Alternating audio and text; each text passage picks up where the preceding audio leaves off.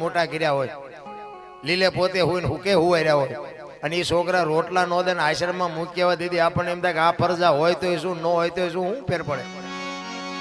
માત પિતા છે ને એને પહેલા સાચવજો, અને એવા મા બાપ ના બાપુ જો આશીર્વાદ મળી જાય ને તો એવા મહાપુરુષ તો ગમે ત્યાંથી મળી જાય છે. મા બાપના આશીર્વાદ તમને ભેટો કરાવી દે.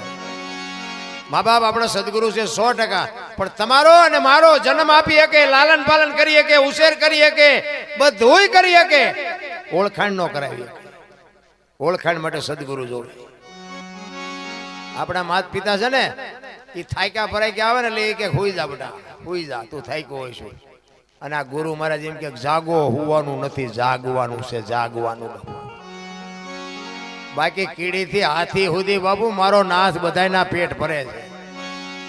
કોઈને આપણે નથી જીવાડી દેતા. તમે હું તો વેમ માં ફરી છીએ, મેં કર્યું તો જાવ.